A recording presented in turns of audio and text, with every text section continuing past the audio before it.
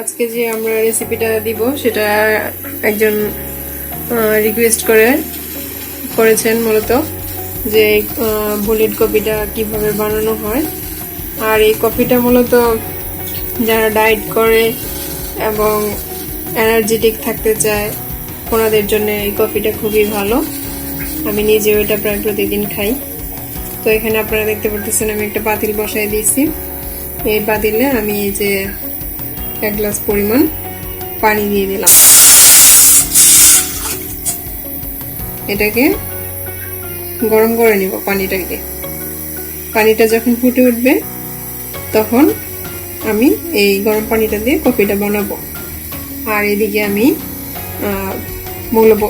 মূল উপকরণে চলে যাচ্ছি। এখানে আপনারা দেখতে পাচ্ছেন আমি কফি নিয়ে নিয়েছি 1 চা চামচ। এটা হচ্ছে আমি নেসক্যাফের একটা কফি নিয়েছি। তো আপনারা যে কোনো ব্র্যান্ডের কফি নিতে পারেন, ওটা সমস্যা না। আর কফিটাও যার যার উপর ডিপেন্ড করে কে কতটুকু খাবে। তো আমি 1 চামচ দিয়ে দিলাম এখানে। আর 1 চা চামচ পরিমাণ আমি ঠান্ডা পানি দিব এটার মধ্যে দিয়ে এটাকে আমি ভালোভাবে ব্লেন্ড করব, একদম যাতে একটা ফেনা ফেনা ভাব ওঠে। এটাকে ভালোভাবে মিক্সড করে নিব। আর যদি হ্যান্ড বিটার থাকে তাহলে তো আরো ভালোভাবে ফেনা উঠবে, কারণ কফি যত মিক্সড করতে পারবেন তত ভালো সেটা থেকে আউটপুট পাওয়া যাবে। আমি এটা এই যে এরকম 1-2 মিনিট হাতে ফেটায় নিছি। নেওয়ার পরে যে দেখেন এরকম ফেনা ফেনা হয়ে গিয়েছে। এই পর্যায়ে আমি এখানে দিয়ে দিব 1 চা চামচ পরিমাণ বাটার। আর বাটার আপনারা অবশ্যই যে কোনো ব্র্যান্ডের হলেই হবে, ওটা সমস্যা না।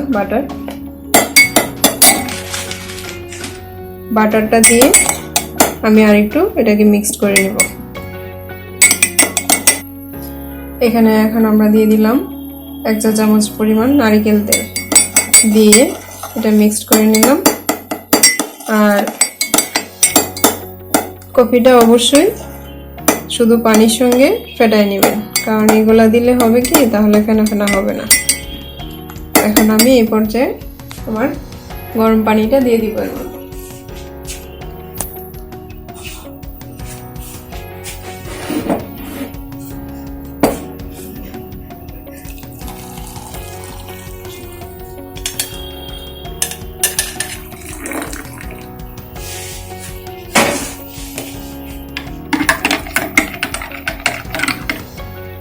এখানে আমি কোনো চিনি ইউজ করিনি, কারণ চিনিটাকে অ্যাভয়েড করতে যাচ্ছি, সেই জন্য আমি চিনি দিইনি।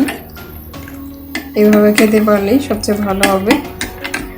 তো যে এই ভিডিওটার জন্য রিকোয়েস্ট করেছেন তাকে অসংখ্য ধন্যবাদ। আর অবশ্যই আপনি খেয়ে দেখবেন। প্রথম দিকে হয়তো ভালো লাগতেও নাও পারে, কারণ অভ্যাস না থাকার ফলে, কিন্তু কয়েকদিন খাওয়ার পর অবশ্যই ভালো লাগবে।